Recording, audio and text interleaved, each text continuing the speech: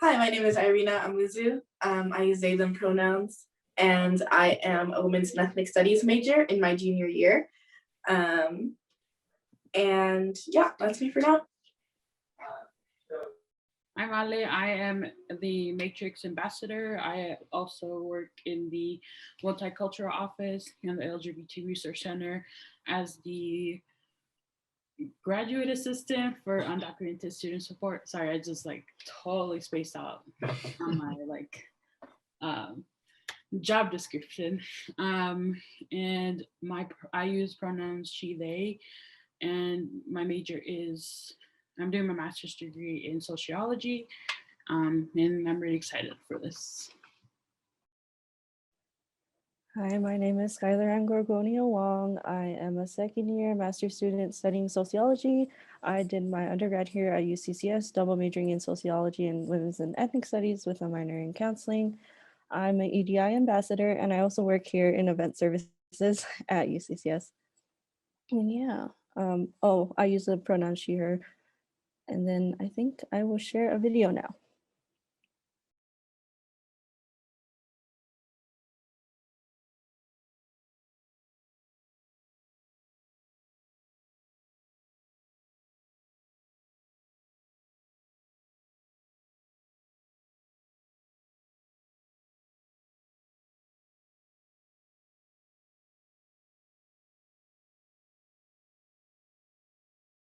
Stand by just a second. She's working on it.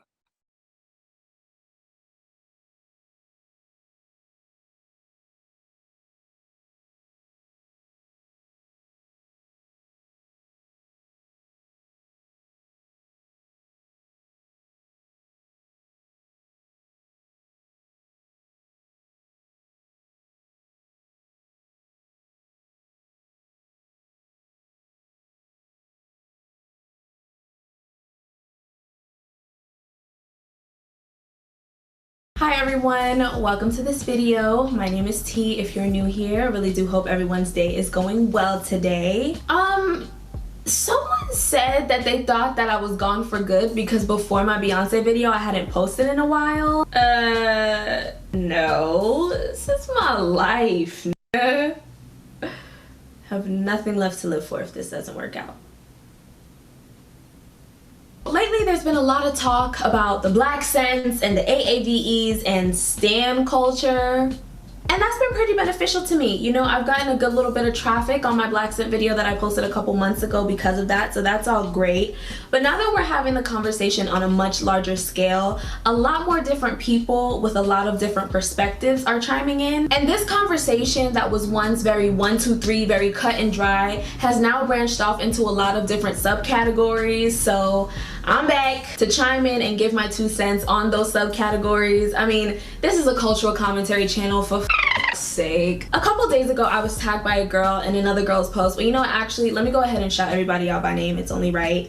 I was tagged by a username at Melanin Maddie. Love the username, by the way. And she tagged me in a post made by a creator named at The Real Hannah Eileen. I apologize if I mispronounced that. So after watching the post that I was tagged in, I realized that Hannah actually had quite a few videos that would be pertinent to this conversation. So I just took a little bit from each and piled it all together.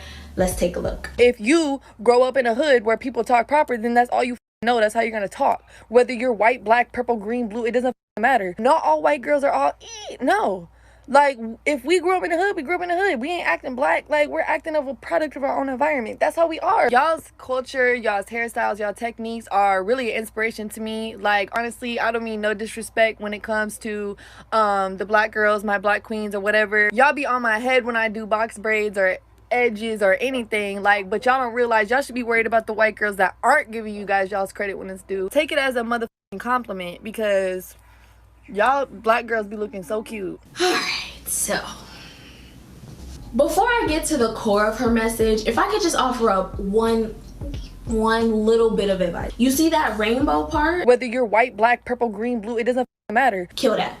I break out in hives every single time a white person starts talking about the contrast between the white and black experience and they feel the need to start listing off every color of the rainbow. That's just Like, you might as well just go ahead and put 3Ks at the beginning of your username. It is so unnecessary. We're talking about me and you. Me and you. So there's no need to bring up red and blue and green, because red and blue and green people don't exist. And when we're having real conversations and you start to bring in imaginary factors like that, when you start using phrases that begin with, it doesn't matter if you're, it minimizes the disparities between our experiences, and the disparities are what we're trying to emphasize. Like, that's the whole point of the conversation. But moving on, her videos take on a very similar tone to the comments of my Black Scent video. I got quite a few comments from non-Black people asking me if it was okay for them to use AAVE because that's how they've spoken their entire life, because they grew up with Black friends, or because English is not their first language and they learned English through internet slang. Wow. I am not the online ambassador for the domestic Negro caucus. I don't know, like, I don't know if I gave off that impression, but I'm not. I cannot grant you permission on behalf of all Black people to do anything. In fact, wow, I'm so happy I brought this up. No Black person can grant you permission on behalf of all Black people to do a problematic thing. Not me, not your Black boyfriend, not your Black teammates, not even Beyonce. And I'm not just talking about Hannah. I'm talking about all allies who feel as though they're exempt from being called out for appropriation. What you need to do, you need to do some research. Yes, ma'am, you need to catch up on the readings, okay? First, you need to find out the history behind why this problematic thing is problematic in the first place. Why do Black people not like it when you specifically say that word, or when you specifically wear that hairstyle? Once you find that out, you need to decide which is more important. Doing this problematic thing because your intentions are good, or choosing to stay in your lane and not potentially disrespect the community of which you claim to be an ally. Which one's it gonna be? But circling back, Hannah made perfect sense when she said she cannot control the way she speaks because of where she's from. Like, she was on the money with that one. This is why gatekeeping AAVE is impossible. That's why I said in my video, I have absolutely no problem with non-Black people learning and even casually using AAVE for the purpose of appreciating the dialect. But again, whenever Black people like myself start complaining about it, what we're trying to get you to do is pay attention to the integrity of its usage. Your intentions are pure if this is your natural dialect. They are not if you're only using it to sound funny and gain more followers. They are not if you're taking our terms that we invented and putting them on t-shirts and selling it for a profit. Let me address that real quick. A couple weeks ago, Ashton Baez, who is a popular, well-known creator on TikTok, announced that he was gonna start selling merch with terms on it such as, and what about it, as you should, and did. Now, of course, Black Twitter did not take too kindly to that because he's trying to monetize off of a culture that he didn't create. He was called out for it, specifically by Faloke Aina, and here was his response. Hey y'all, so it has come to my attention that people think that I am using AAVE and having a Black scent of some sort to profit off of the Black community and take away from their culture and appropriate it, which that was never my intent. I would never mean to do that. I'm sorry that y'all feel that way, but this is just who the f I am. But yes, I do understand their anger and their concern because Black people have been oppressed for motherfucking years. That being said, this ain't a front, bitch.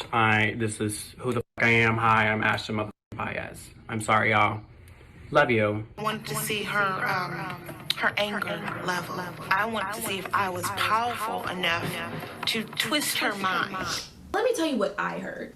Hey, I totally understand why you're upset. And if it was anybody else, it would make perfect sense. But it's not just anybody else. It's me. So you're just gonna have to be upset about it. You're just gonna have to deal with it. Love you though. Somebody send help. Cause I don't know how many more times we're gonna have to explain this. Like, I don't know how many times I'm gonna have to spoon feed this to people. But I'll say it again. You adopted our culture. You were not born into it. You became popular because of our culture. You did not popularize it. The rules of appropriation can still be applied to you. You are no exception. Your close proximity to blackness does not erase your whiteness. And if you were a true ally, you would understand that. And you would not try to disregard the concerns of black women who you claim to love so much. Instead, you would listen and act accordingly. But you know, I have a feeling you're not listening to black people.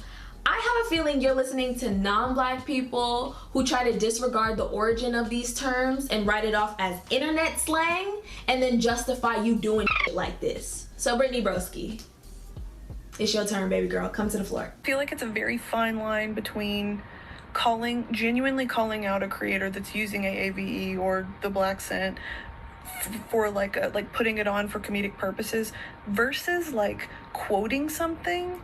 You know what I mean? Like the Nicki Minaj thing of big boobs, child. Anyways, like that's a meme, obviously. So when someone's quoting that, or when someone says like period, cis, whatever, snatch, all that it's very much like internet culture. When it's kind of like collectively as a generation, this is how we all, if you're on the internet, this is kind of how we all speak. I was in my room walking home on my way to work.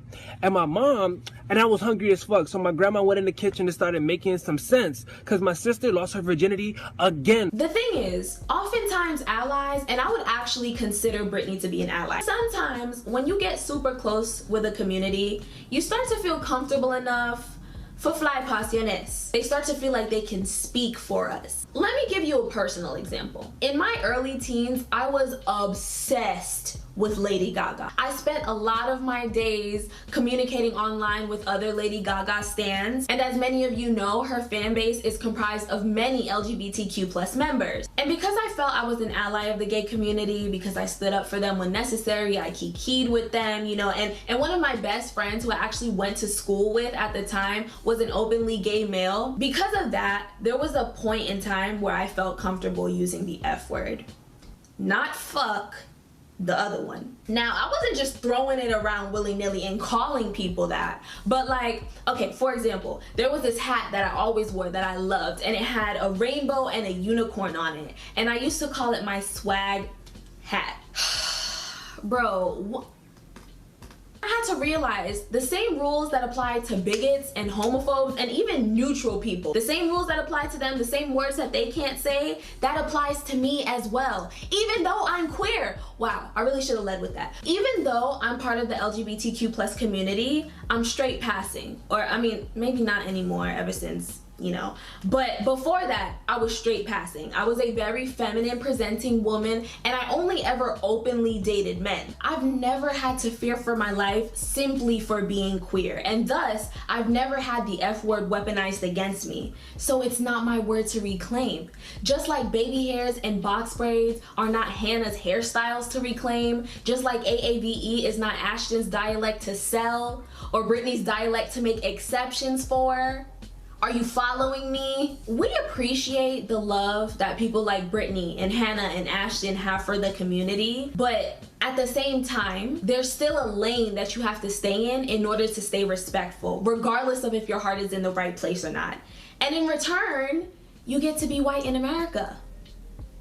I was watching a great video by Asante the artist called How to Be a Good Ally, Identity, Privilege, Resistance, where she gives some great tips for how to use your privilege for good. And I think those tips can be applied not only for non-black people who want to be good allies of the black community, but for straight people, for able-bodied people, neurotypical people, wealthy people. Everyone can learn something from that video. Also remember, allyship is earned. It's not something that's just automatically given to you simply for not hating us. And there's an art to it. You have to learn the delicate balance of when it's appropriate to speak up and when to just listen. When black people are bothered by something and you don't really understand why, like Brittany or Ashton, instead of gaslighting us and trying to invalidate our feelings because it doesn't make sense to you, research.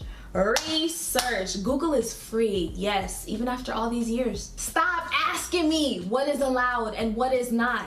Watch my video. And if it still doesn't make sense, watch somebody else's video. Read a book. Listen to a podcast. Yeah? Let's put this to work. That's it, really. You really just gotta learn when it's appropriate to stay in your lane, which honestly is always, but you get what I'm saying. And I know to non-black people, this might start to feel a little bit nitpicky, like, damn, first you want us to do this, then you don't want us to do. Exactly. Exactly. Because for each thing we ask you not to do, there's a disadvantage and a disenfranchisement that we have to face as Black people for doing it that you will never experience. And that is simply because your people created a construct called race that actively seeks the destruction of my people. Crazy, right? We wouldn't even have to have this conversation if that never happened. So don't be mad at me, be mad at your ancestors. Thank you all so much for watching, especially if you made it to the end of the video. Leave your thoughts down below. Give me a thumbs up or a thumbs down, however you're feeling today, and subscribe for more content. I'll catch you on the next video. Bye.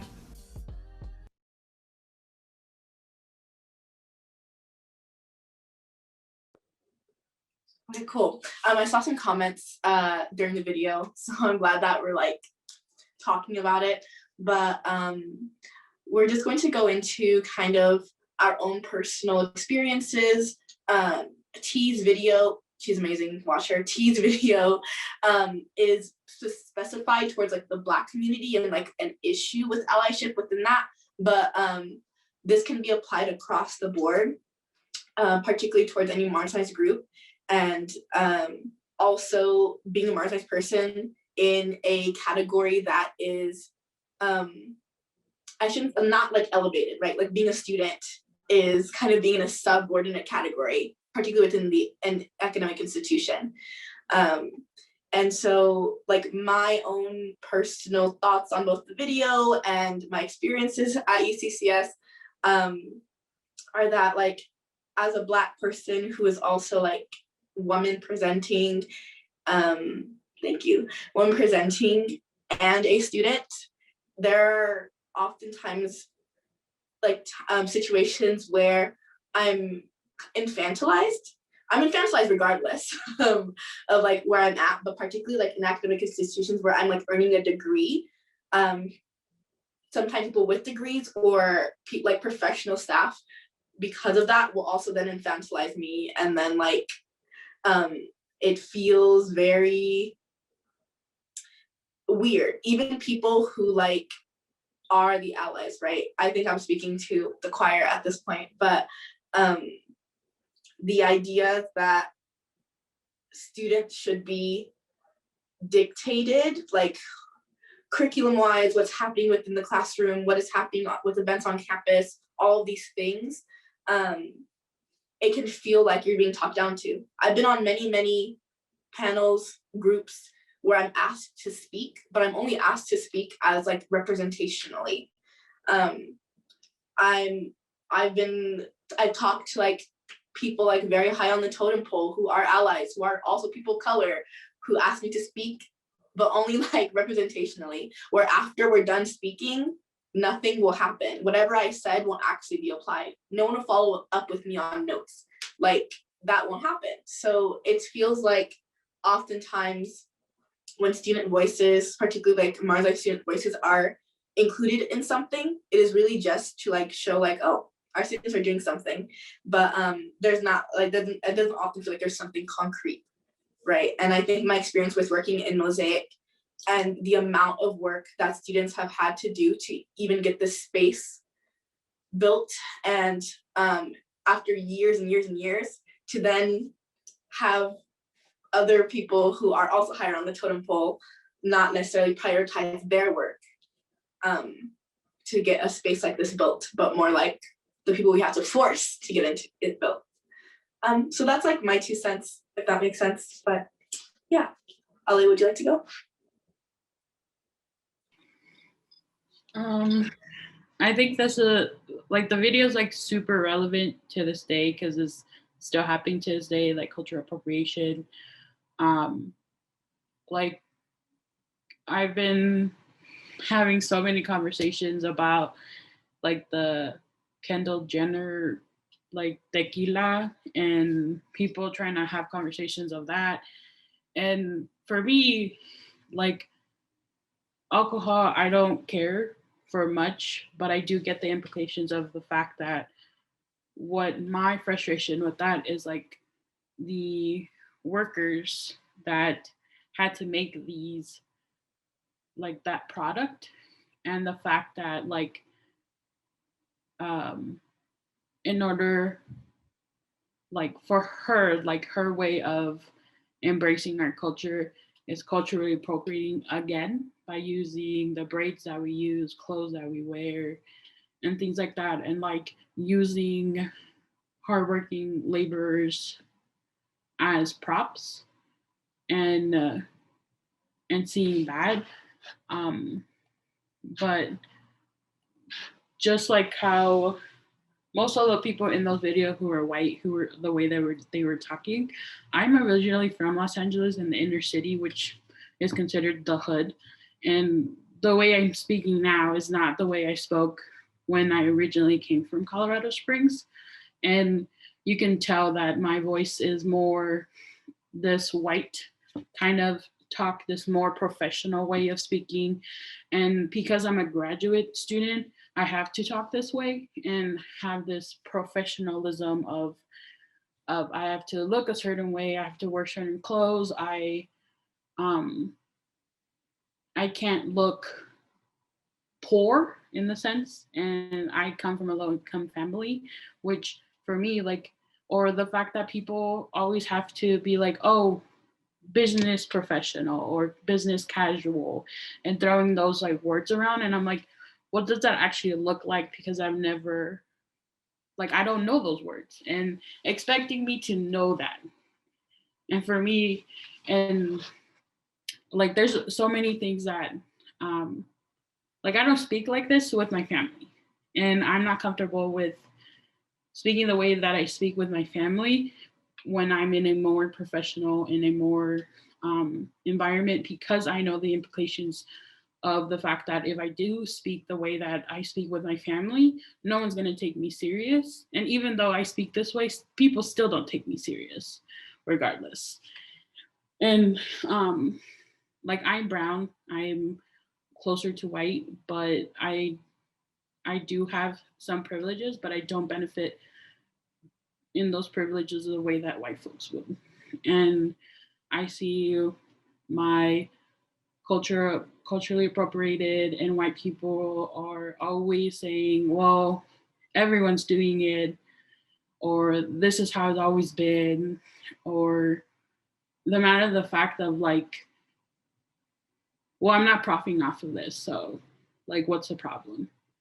And then oh, like I've never dreaded a holiday more than, and it's not even a holiday. Like if you actually think about it, Cinco de Mayo is actual, like an actual like thing, and it was the battle between Puebla and the French, and so a lot of people always like, oh, what are you gonna do Cinco de Mayo? And I'm like, what I always do with my family, nothing, because it's just another day for us. Like, and how that's been monetized and capitalized.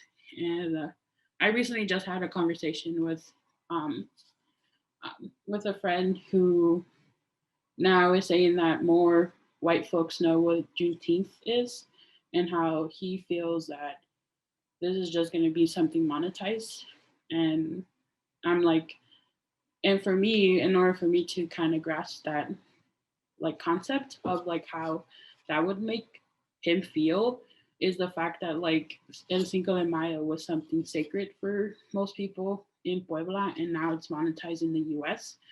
And he was like, I'm kind of pissed off that more white people know about this, and it's becoming um, like a holiday that they're like, oh, look at, I know what this is, and like showing their wokeness and all of this stuff. So like these are conversations we have, and it's like for me, it's just disheartening to see that every day is just another day of trying to deal with like your own crap and trying to be in school, trying to be present, trying to do all of these things, make people aware. And it's just tiring because it's like, I'm a student trying to survive in academia. And also, like, I have to focus on, if I don't succeed, this doesn't just affect me. This doesn't just affect my family. This affects everyone who looks like me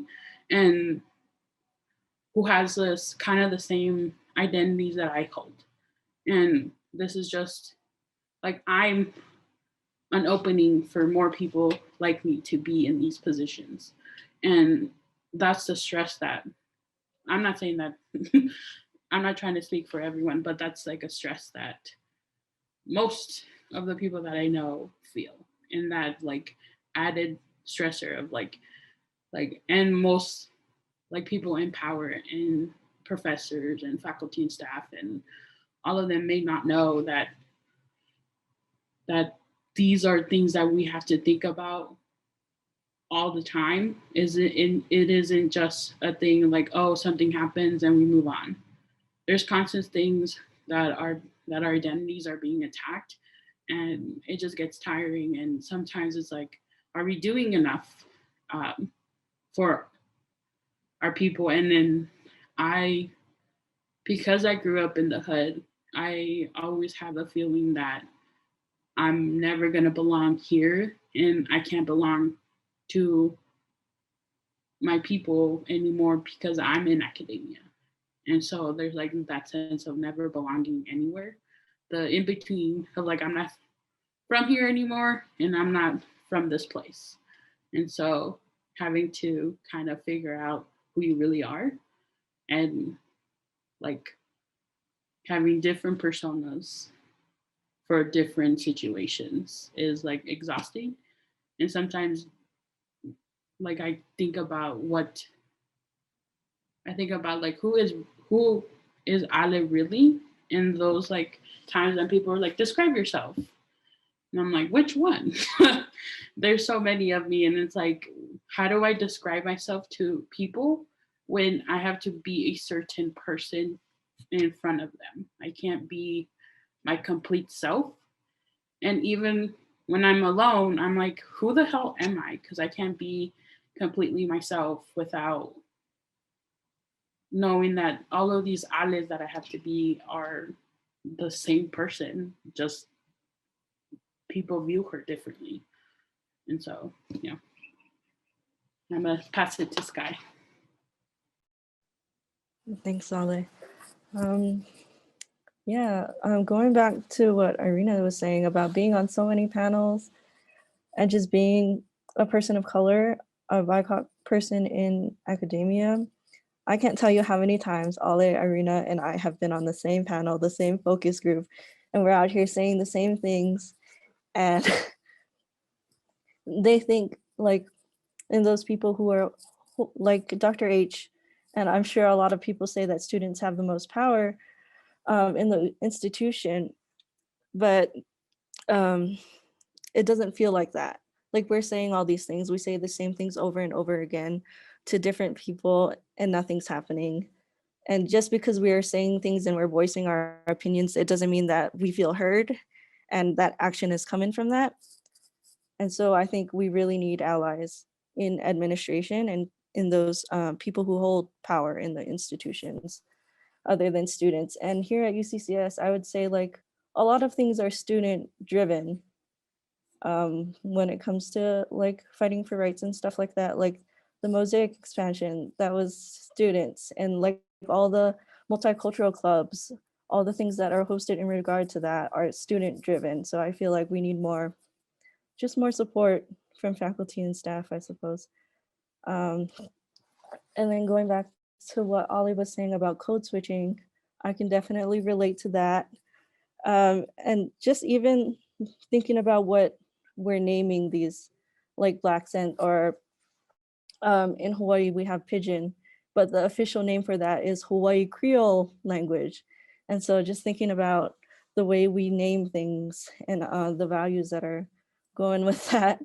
But yeah, it's hard. It's hard being a student and being so far away from family, and especially since I have my identity is rooted in my family and especially in place. And so it is difficult and it is weird to think about who I am when I'm so far away from my place. Yeah, Arena? Yeah, I just wanted to say something really quick before we get to the Q&A section.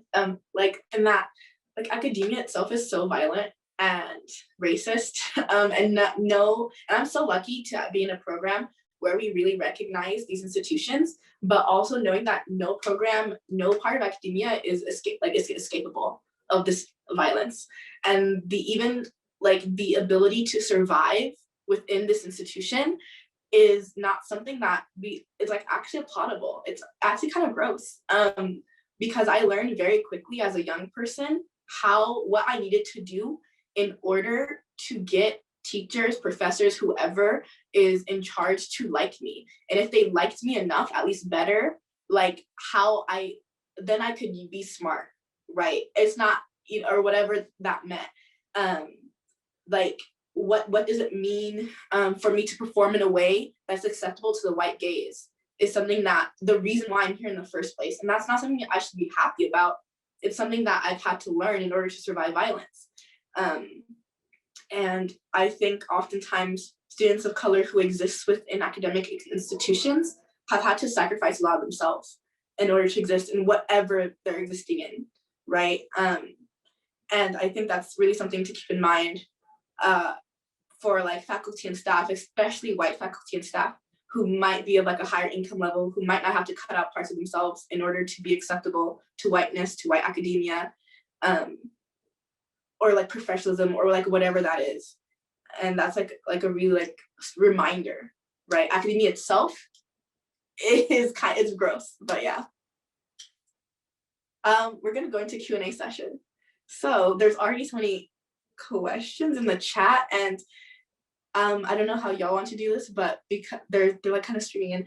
Do you want to like have people unmute or just like put them in the chat and then we'll see? We can have them raise their hand if they have a question, and then we can go like call them. Yeah. From there, Okay. and then they can unmute in that way. Yeah, so if you have questions, you can go ahead and raise your hand.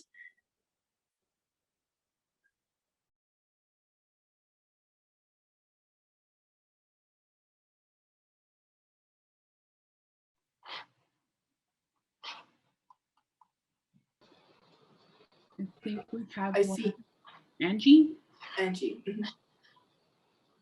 Hi, thank you. This has been super insightful for me. And all of you have sort of spoken to this idea of being asked to be on panels and being asked to offer your insights, and yet feeling like no change has taken place, or seeing or not feeling supported. And I guess my question for you is, what would support look like to you? What are you looking for in that? Because that will help to inform somebody like me about how to offer that.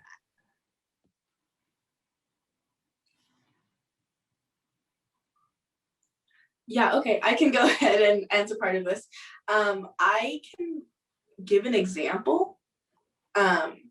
So, and I think the big example, because I work for Mosaic and like this was a successful one, was support is me going and speaking to you or whoever like has a power to change something within an institution, like me being like, oh, I experienced these microaggressions from this person, blah blah, what can you do about it?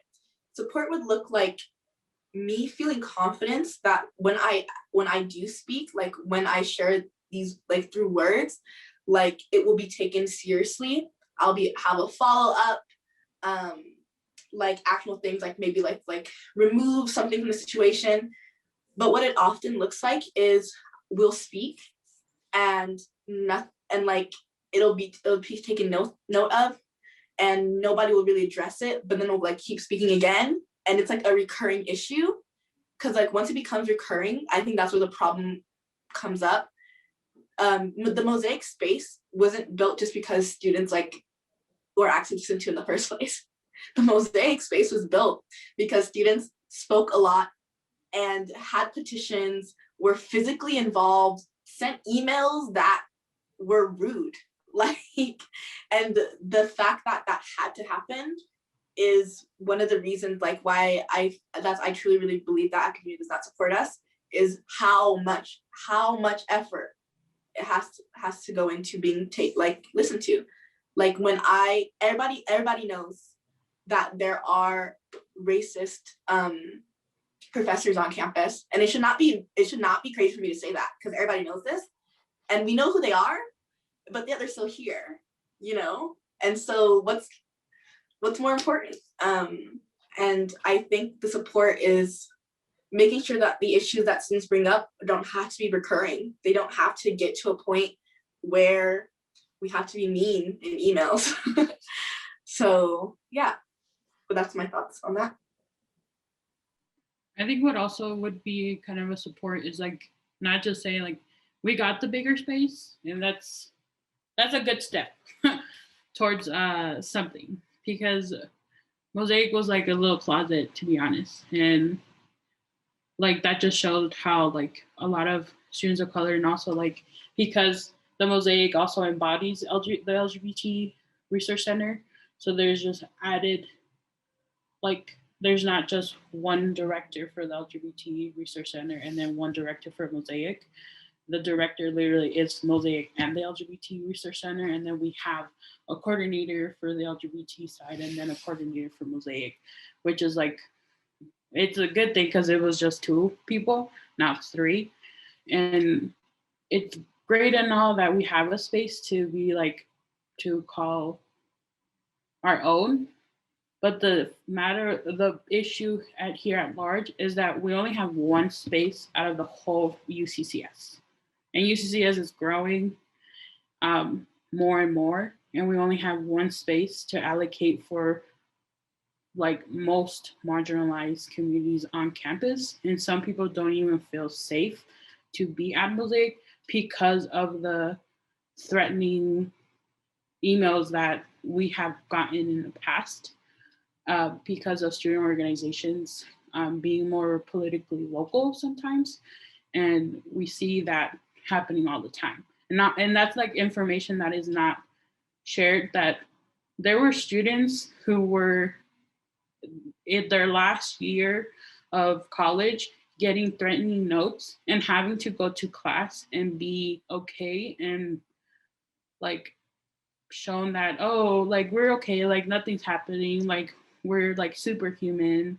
And we always are like, and Dr. Herrera has mentioned this in like her last recurring session, of the fact that so we're like, oh, this is the modeled marginalized person who was going through all of this like crap and succeeding and getting high grades and getting all these awards and everything like that. But that's not the case for everyone who is in part of that marginalized community. Like that's just one person out of all of us. And the fact of like the matter of fact is that we only like, we get called to do these panels to represent our communities and be the spokesperson of our communities, when we're like, each person in that community is going through different things because of different identities they hold. And we're not monolithic, like not all of our experiences are the same. And I think what a support would be is not assuming that you know, just because you met with someone that is part of that community, that you know what they're going through just because you met with one. Like we're all going through different things based on our gender, based on our skin color, based on our socioeconomic, based on where we're at in Colorado Springs, where we're at living, or what we've been through in the past. Like things have shaped us to view the world. So always go into the mindset that you're not going to know everything that person went through, because they're not a monolith. Because all races don't go through, all genders don't go through the same things at the same time.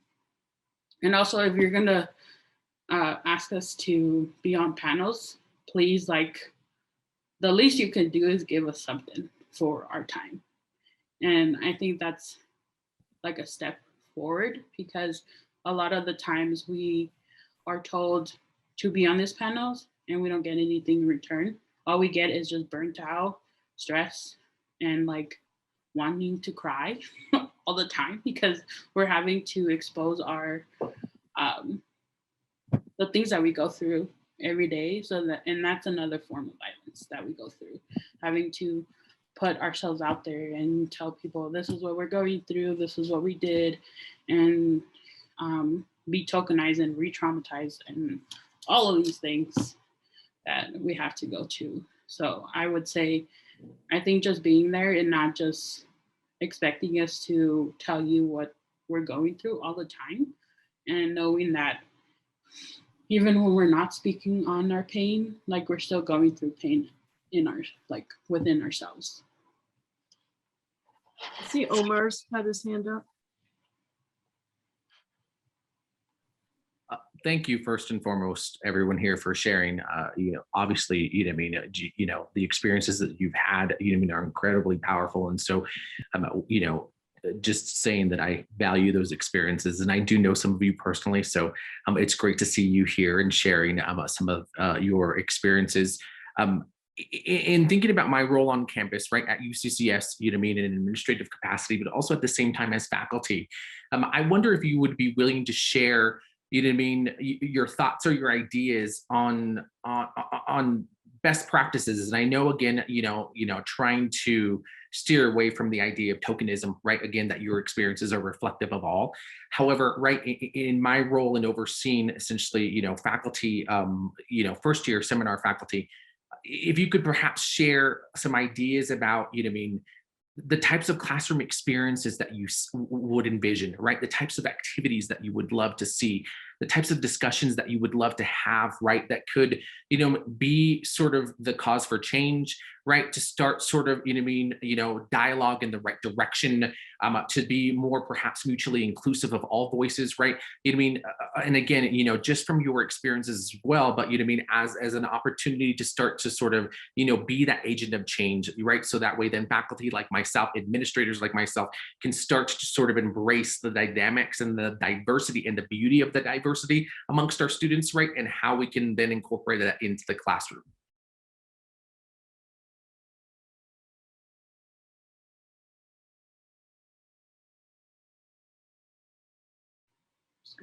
Sky, do you want to say something? Yeah, sure. I think it's important, to have trainings and to have sessions for faculty and staff on like diversity and inclusion and all of that good stuff. But I think it really depends on the instructor. Like I've been a GPS peer leader or JTA for a very long time. And I've had a good experience with the instructor I've worked with, and she's like really, her class, I think it depends on the class design. Her class emphasized, systems of inequality and oppression, privilege and oppression and social identity, and really making that personal to the students. And I've seen that growth, and it's real. And I feel like that may be harder to do when you're like, because there are specific like GPS classes, like for nursing and like the hard sciences and stuff like that. So I feel like, I don't know, finding a way to incorporate that would be beneficial to, especially for first year students who are trying to figure things out. I think that's a really wonderful question. I also loved where you went with that, Sky, because not every program is West. So not every program is like explicitly trying to tackle system oppression. And even the class that you took is explicitly trying to tackle system oppression. Like my first year when I was in my GPS class, I had two wonderful instructors. And it was like all about gaming. I don't know why I took a class about games, but like, but yet we incorporated sexism and racism within the gaming community in our GPS class because those professors knew that it was important, but they also had marginalized identities. It would be amazing to see across the board, because even in the hard sciences, even in especially in hard sciences, to go into like, why do Black people die more than, why do Black women die like more than other women when it comes to like medical care, right? Like I feel like hard sciences, like, and even like introductory GPS classes who have like these type of students in it need to be explicit in what's happening, regardless of the instructor, regardless of like the instructor's own identity, who thinks that's important. It should be important across the board. It should be integrated everywhere. And I think at like a larger institutional level, when it comes to classes, there's no reason why I should be in a political science class and only read European authors. Absolutely no reason. That's absolutely ridiculous. Like, and then to be told to my face that they only picked authors that they thought were good. Yeah, so like, it just needs to be explicit. Mm-hmm. I was an undergrad for criminal justice, which it's in the arts area, which was very confusing for me because, to be honest, it wasn't like a liberal major. It was very conservative. Um, and I've had traumatic issues with that major. I don't even know how I survived, to be honest. 4 years and a half in that um, department. There were some professors that were like amazing and everything, but and I took a homicide class for my GPS class, which like for me, I only paid attention to the lecture, and I was like, oh, like not to be weird about dead bodies, but I have like a I guess an infatuation of like investigating like why people do what they do and why people kill other people and like why did they choose the murder weapon they did. And that's what I like did when I was like 17. I was like, yeah, like this is what I wanted to do. But the more that I got involved in the program, the less and less I wanted to do this. And my last semester, I was just over it. And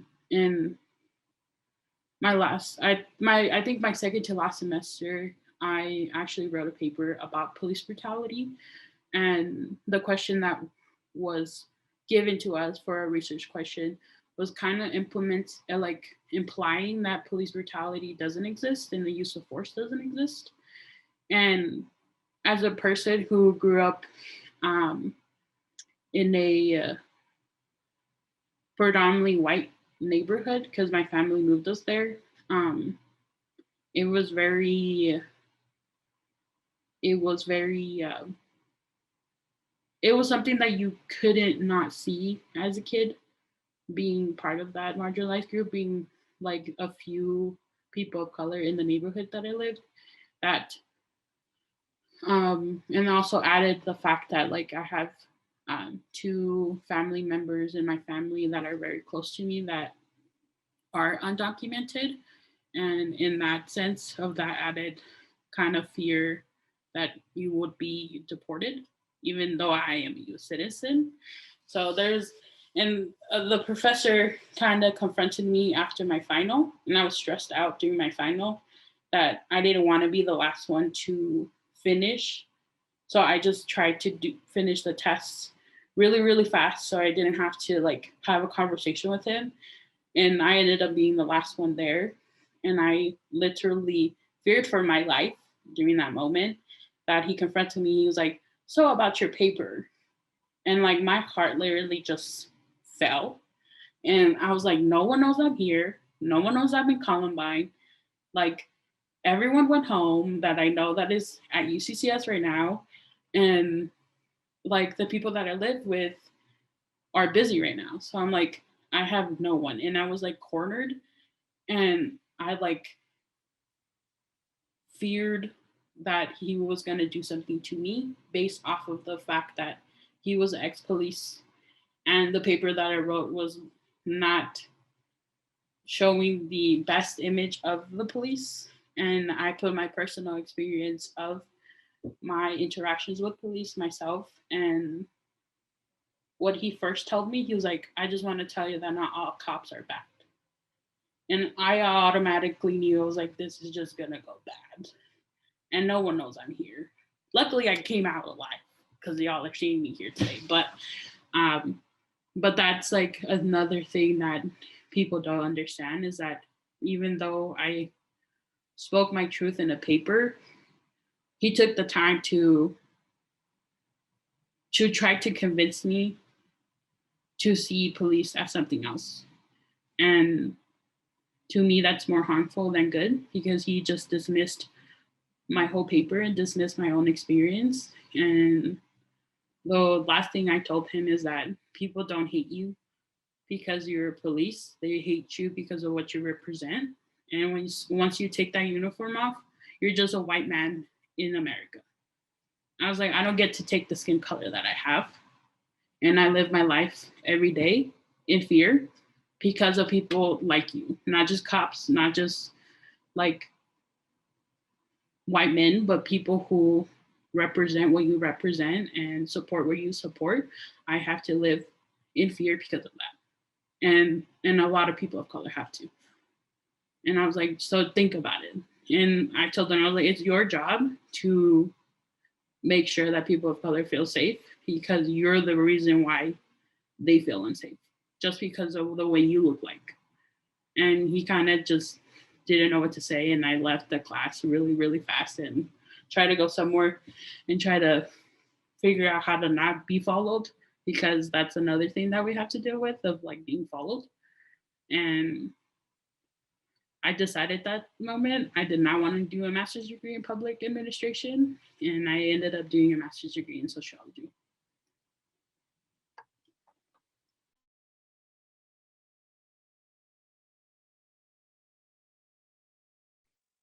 Dr. Herrera, I see their hand.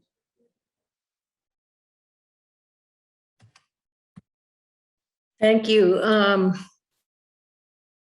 So my heart hurts, and the three of us have had these conversations in different ways together. And, this is kind of more of a thought than anything, is that you all are bringing this complex, conversation to us, right? Because on the one hand, we're talking about on what happens on the ground, right, in the classroom. And how do you get, to, like somebody said in the chat, the people who often are not at these workshops are the people who need to be. Although I think of Brenda J, you telling us, but we all still need things to learn, right? We all do.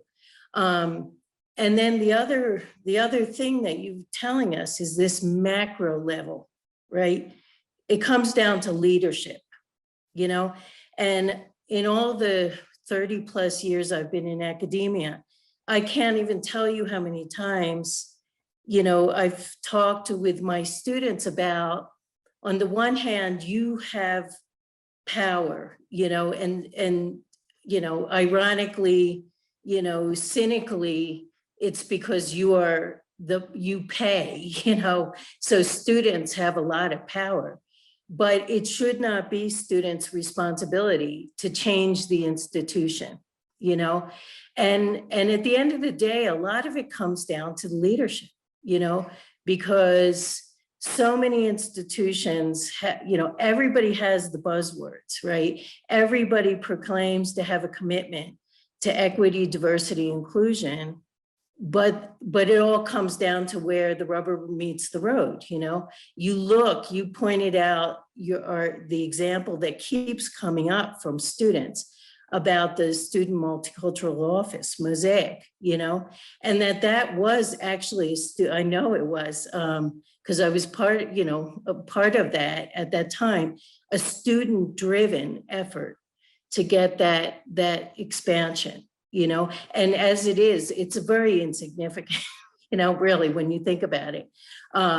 So it's where an institution puts its money, that all you have to do is look at an institution and see where leadership is, who's in the classroom, who's sitting in the chairs, and whether an institution is committed. So the bigger question for all of us is, how do we take some of the burden off of students, not to be tokens, not to be re-traumatized, having to put their own experiences out there with the hope that somebody's going to listen and something's going to happen, okay?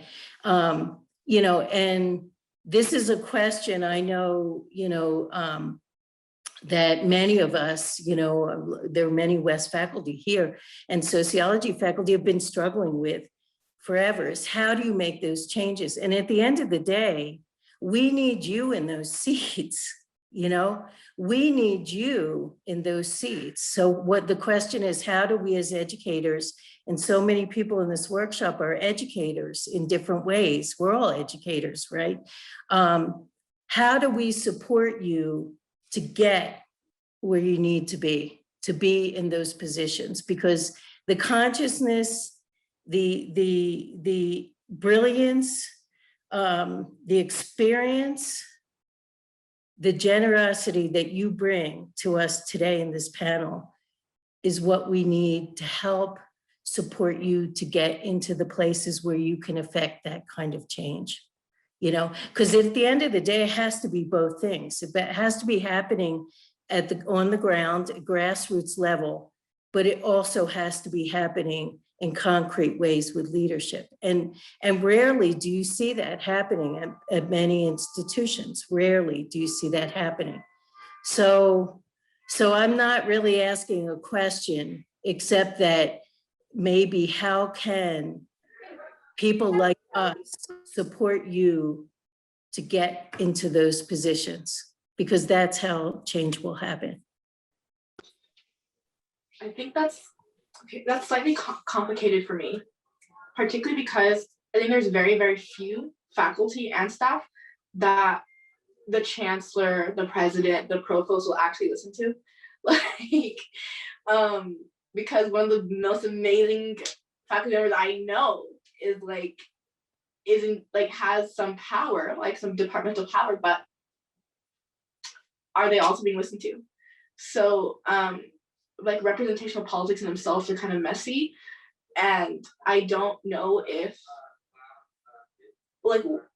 so to actually affect change, I have to be maybe a faculty that is tenure track, but then again, or maybe someone who is a dean, or then again someone who is the chancellor. But then how do I even get into those positions in the first place? What do I need to do to get to a position to be a chancellor of a PWI as a person of color without cutting out parts of myself in order to become respectable in the first place, right? And so I think this is kind of so large and so complicated and so tough to think about. Yes, I think representation is important to a point, but then where does it the end because I don't really care about myself, right? I care about the disenfranchisement of my people. Whether or not I succeed in this is kind of moot, because I can succeed in this and then change academia in the small ways, right? Let's give maybe microaggressions or respecting people's pronouns, but then why can't people like me access academia in the first place, right? Where, and I think that's just the downfall of capitalism, but that's a different conversation. And yeah, I guess those are just my 2 cents on it. There's really no answer to this at the moment, but I definitely appreciate everything. May I add a bit to that point? Thank you so much for sharing, and Andrea, for your comment question, which is these issues, as you say, are so complex. And I would start with, I think it was alluded to, that the experiences you all are having, many of us as BIPOC staff and faculty are having similar. So when I was recruited to CU Boulder as a twofer, they trotted me out to represent and be on panels and do blah, blah, blah, blah, blah, right? So this is not at all to diminish what you are sharing, it's to add to the complexities of it, right? At the same time, I would imagine many of the persons where you do find some support, some sense of, right, maybe similar persons. And that's an added to our, it's sort of there's a hidden curriculum for students, but there's also sort of hidden expectations for certain members of non-dominant groups who are faculty and staff. The other point is, I've struggled all my career with whether or not I want to encourage students from non-dominant groups to even go into higher ed. It's sort of yes, we need us, and yet it can be so hard and and you have to do so much more than your actual job description. You're expected to do it, and then many of us are socialized from within our communities and so forth that we got to do it. We have to be the ones to represent. We have to be the ones to make change, etc. Compounded with the issues that some of you mentioned of challenges from me, for example, and others that I've learned still, decades later, about acting white or about why are you doing that? So that liminality and so forth. So this is just so much more taxing and challenging than I think people understand. So it's easy to say, or it's important to say. It's not just easy to say. Certainly, ideally we want a higher education system where there is, we have many persons from many backgrounds, especially with talking race here, BIPOC, right? And yet it's sort of, if we don't, and we need to be in here to change the systems, but the systems are still so jacked up, right? That it's just, again, the complexity. So I thank you for framing your response, starting with that. And also for everyone here to understand there are even more complexities than I think, you have clearly and brilliantly and with vulnerability outlined for us, the three of you. Thank you.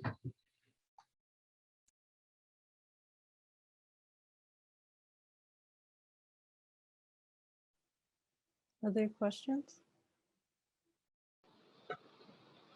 I just wanted to, of course, thank you as everyone else has.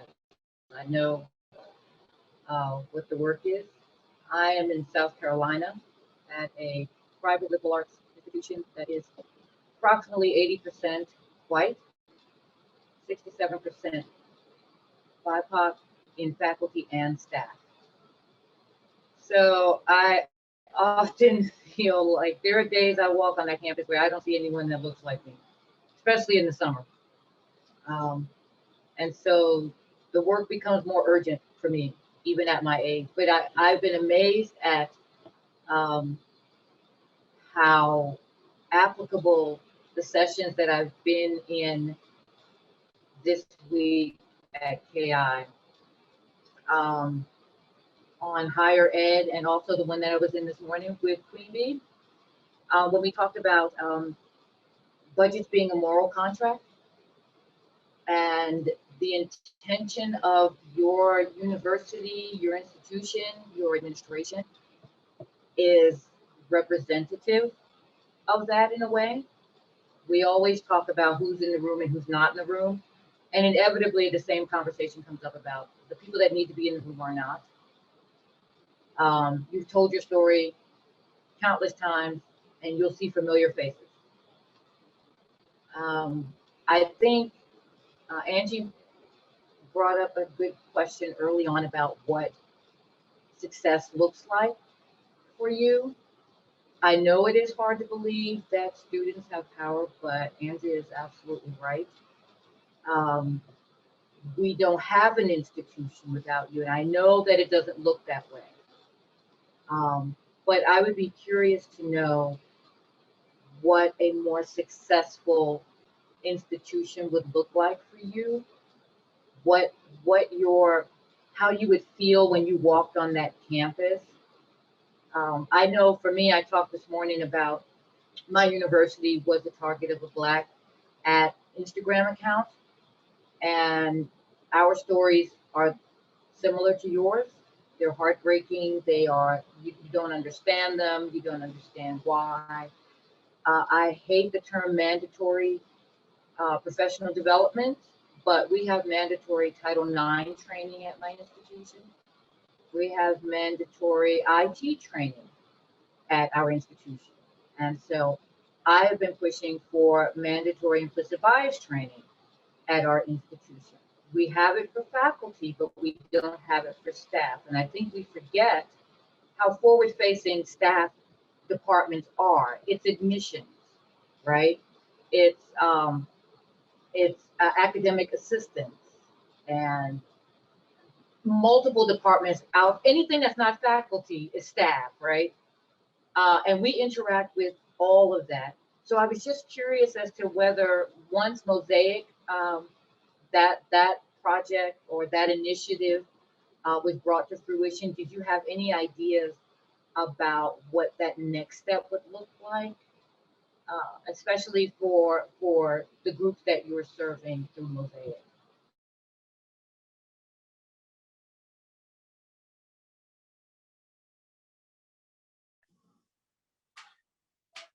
My problem is always capitalism.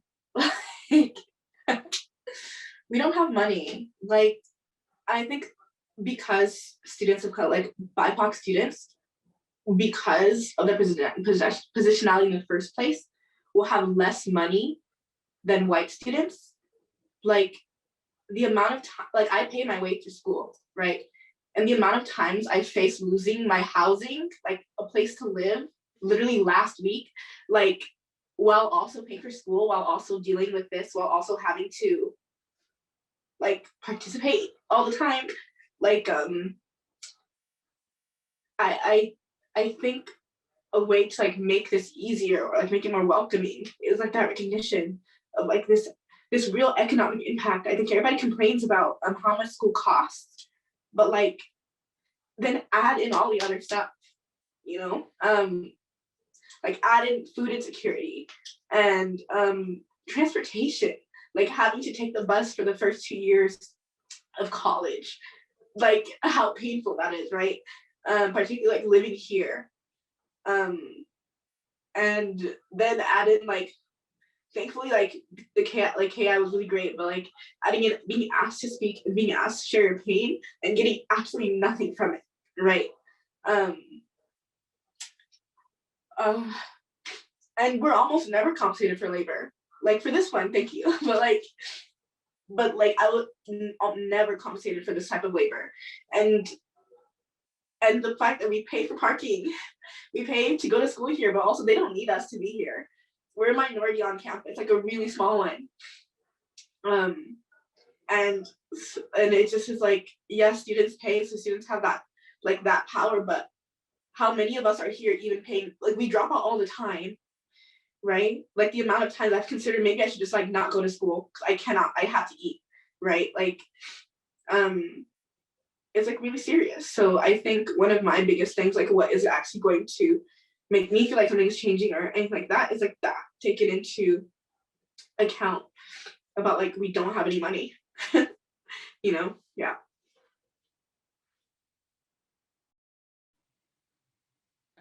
I would agree with Irina. Like I'm 23 years old. I don't even have my driver's license, and like, well, also part of the reason why I don't have my driver's license is because I'm poor and I can't afford to get lessons to drive or get a car or whatever. And I paid through school myself. I'm in so much debt, so much debt, and and I'm not even thinking about counting how much in debt I am at this point. I just don't care anymore. I'm numbed to the fact that how much debt I'm in, and I have some more semester to go, and I've had those moments of like food insecurity for many years, and also trying to figure out where the hell I'm gonna live, also how the hell I'm gonna get to school because I don't have a car. Like I busted for 2 years. I've taken lifts and that's cost money too. And I've had the thoughts as well of like, should I even turn this assignment? Like I need to get paid. Like I need to make money.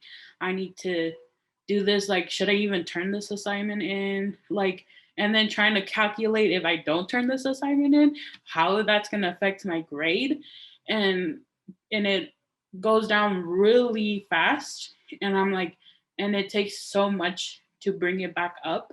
And then that stress and of like, if I don't work 25 hours, what do I have to think about what I'm gonna limit? Well, I'm not gonna have food for maybe a week, or maybe I'm not gonna have food for that day. Maybe I'll just skip hella meals and figure that out. And there's so many things that we have to go through. And like during this pandemic, it's been stressful as hell because I was diagnosed 2 years ago with an eye disease and I had to get surgery. And I had to get like many incompletes in my master's program. Well, like probably 3 or 4. I don't know how many I have, to be honest. But like because of the surgery that I have, because I had to wait to get contact lenses to see, and having to figure out like how to read was like another thing, and like how to figure out how to write things because I couldn't see well and all of this stuff. And so there's just added layers of crap, and all the problems that we face have to do with money. And like at the end of the day, if you look at it, it's the main reasons why we struggle is because of capitalism, because of colonialism, and all of this is rooted off of money. Like our lives don't matter because because we don't contribute monetarily. And that's just at the end of the day is like very stressful. And I'm like I've spoken about this so many times. I've cried so many times. I've like had to figure out crap like how I'm gonna pay my rent, how I'm gonna eat food, like literally how I'm gonna get to work was like an issue as well. Of like if I can't get to work, I can't pay my rent and can't pay my food. Like I need something. And I can't it's not like I can go to my mom or my family and ask for help because they're going through the same damn thing. And even speaking about this, like it you're it feels shameful to even talk about this and talk about your struggles. And crap, I'm about to cry, but like and even talking about this brings a lot of shit. And excuse my language, but this is just angry.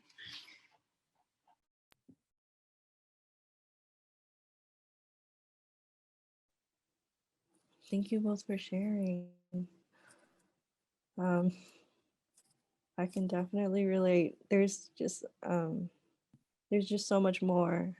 I think I mentioned in the chat earlier that like students, when you step into a classroom, you bring every part of your life into that classroom with you. Like your life outside of the classroom doesn't just stop. And so I think that's super important. And just, what Brenda J was talking about, just everything compounding. Because I've been there where you have to choose working over an assignment so that you can eat, or like skipping a week of class so I can go home and be with my family because my grandfather died or something like that. There's just a lot of hard decisions that we have to make. Sarah? Oh, thank you for sharing, all of you. This is so beneficial for all of us, I think. And I'm really glad to hear that you're compensated, because I think that that's my thing, is to say, for those people who are looking for suggestions on how to make it better, for the love of all that's holy, compensate our grad students and our students in general, right? If we're asking people to be on panels, at least feed them, right? At least provide food or transportation or making sure they can get to and from. I know that universities are really stingy and they really don't like to expend money, but pre-COVID, there was always food at the higher up events. So, feed our graduate students or pay for transportation or pay them for speaking and being part of things. I think that it's tragic that we don't, right? We exploit you in so many ways. And I think master's students especially, but also doctoral students, they're exploited in research, they're exploited in their teaching, their TA-ships, they're really taken advantage of, and they're at such a position of disadvantage because the people in charge of them hold the keys to their lives, right? A bad letter of recommendation from the person who's in charge of your dissertation is like not good. So I think it's just so important for us to recognize that. And as people in institutions who can at least be a squeaky wheel and make that happen, I think that that's at least one thing we can do, is say, hey, at least let's pay them in some manner to do the things that we are constantly exploiting them to do.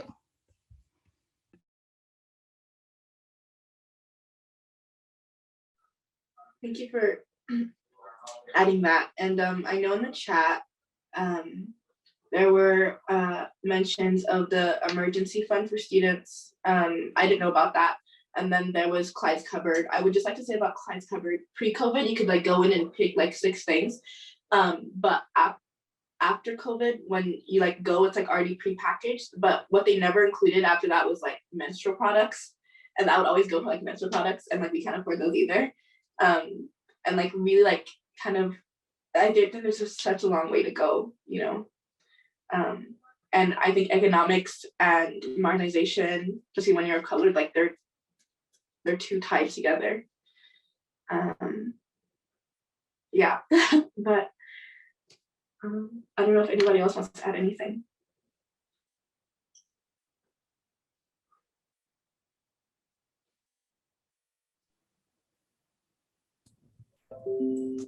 So I have a question, and it might be a question, but also maybe ideas to help for other people.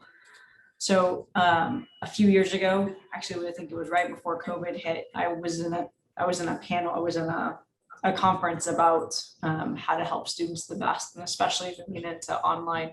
And one thing that was suggested was what was called a no questions asked policy. So I adopted it. And so I have a no questions asked policy for my students, and I tell them this is it. You go to this Google form, you fill it out. I need your name, I need your email address, and I need the date that you want to apply this to. And so I tell them this, you fill this form out and it gives you 24 hours extension on anything that is due that day. And I don't need to know why you're using it. Students will still tell me, but I don't need to know. And I also do it via the Google form, because otherwise your inbox gets flooded. But I feel like I do that for a variety of reasons. One, something I think Sky mentioned, like, I don't want you to have to choose between going home because your grandfather died, which I would excuse anyway, or going to your work to pay your rent and eat your food. Like, it shouldn't have to choose between that and making an assignment free. So is that something that you find helpful? Is 24 hours, is that, like, I give my students 4 to 5, but I tell them if you need more, then all you have to do is talk to me. That's my first question. Is that something that is helpful for, as an individual instructor? I'm pretty low on the totem pole and I don't have the ability to make institutional change, but I can change policies in my class. Is that helpful? Okay. My second question is, I got rid of exams because I found a lot of my students were telling me, I'm doing really well in class. Like, they were coming to class, they were engaging and they were doing all these things. And then test came time and they totally tanked. Like, I don't know what happened, but like they totally tanked. And so I just got rid of exams. Like, there are no exams in my class now. So now it's all based off of coursework.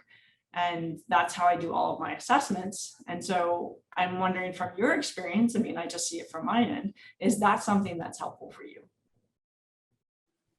Definitely, yeah. I think one thing that I've talked about in class with Dr. Ferber in our inclusive teaching classes, having different types of assignments and different types of ways to test like knowledge, I think is really important, not only for like anxiety, but just to be more inclusive of different types of learners.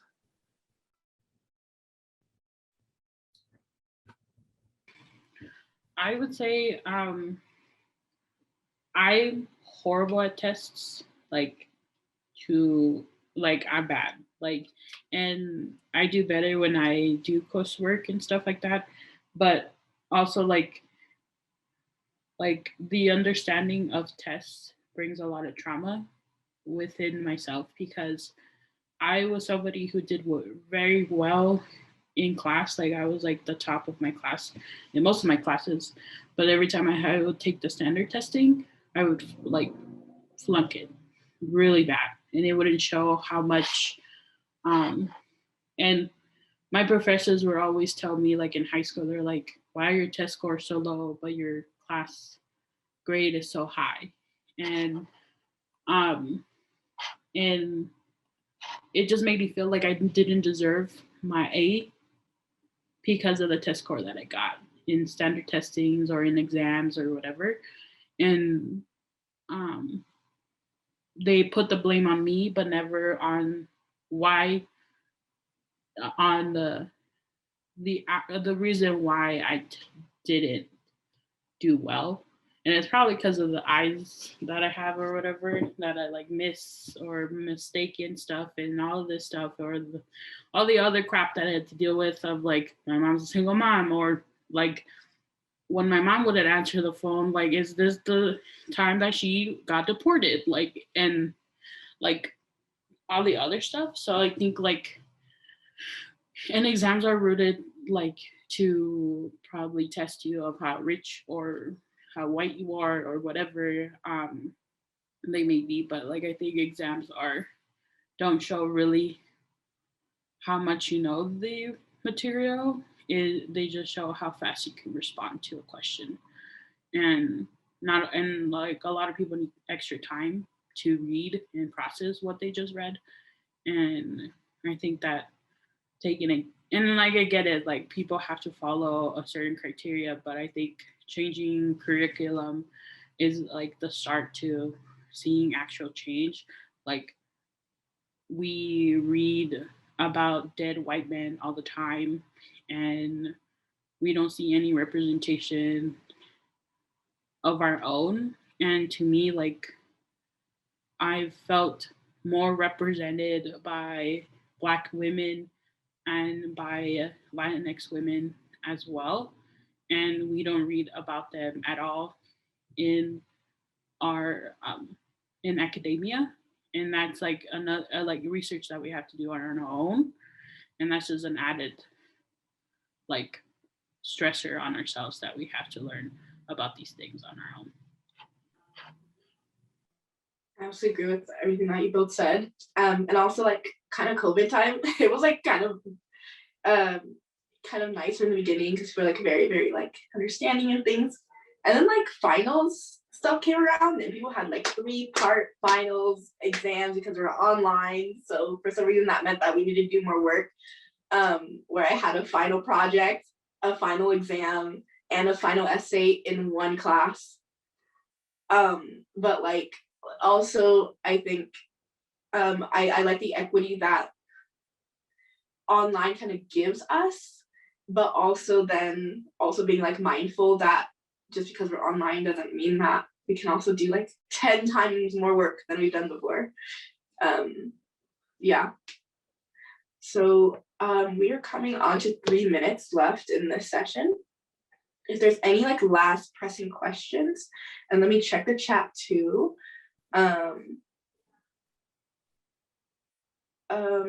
Then okay.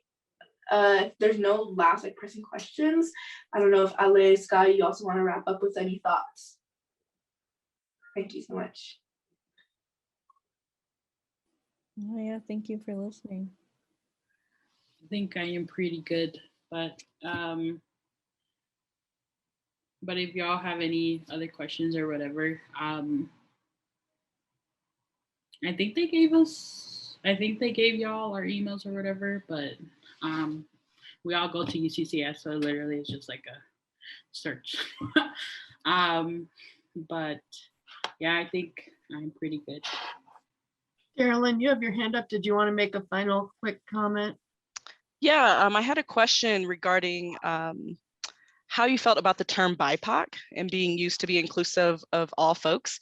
Looking at Dr. H's comment to BIPOC and Latinx and Asian women or Asian folks. So I'm curious about that, and because I've used BIPOC a lot myself, but I'm realizing that some voices have felt dismissed in that term. And so I'm wondering how you all felt about that term and maybe solidarity amongst people of color and language. For me, personally for me, I like BIPOC, but I know that I use POC because of the, like, it's like a very, like, you have to kind of figure out, like, who knows what BIPOC means, who knows, but like POC is like worldwide, but I prefer BIPOC myself because POC tends to kind of erase Indigenous and Black folks the most, and so I like BIPOC the most personally. I mean, I use BIPOC, but like language is never, it's gonna always keep evolving. So like we can't stop here. Pointing because like as I said, it erases like POC kind of erases Black and Indigenous folks because we face very, very different experiences of racism. And I also don't think POC solidarity exists. And so I like, and understanding that I think is quite important too. And so I don't know what is perfect right now. I don't know, but right now I'm using it, but I can also understand particularly why for other groups it's like it's also erasure. Like there's always erasure. We just have to keep going, you know. Mm-hmm. Yes, I agree. I don't know. It's language is hard and language is fluid. Mm-hmm. For sure. Thank y'all. Agreed. Appreciate your opinions. Thank you all. I hope you've each had a chance to read some of the chat or can go back and look at it, because it really is powerful. And so many people have said that this has been the most important session throughout the KI experience. So I hope you feel that love and support from this group, and know that what you've shared today will make a difference in what people do. And I know you don't always see that, but I hope you can trust that there will be some changes, some outcomes in what we do in our daily lives. So thank you all again. I know this is difficult, and we're asking you to make yourselves vulnerable and share these really traumatic experiences, but we recognize that and appreciate your commitment so much. So we have lunch now, and then we will be back in this main room at 12:45, and we'll be together for the rest of the afternoon. So hope to see you all back in a little while.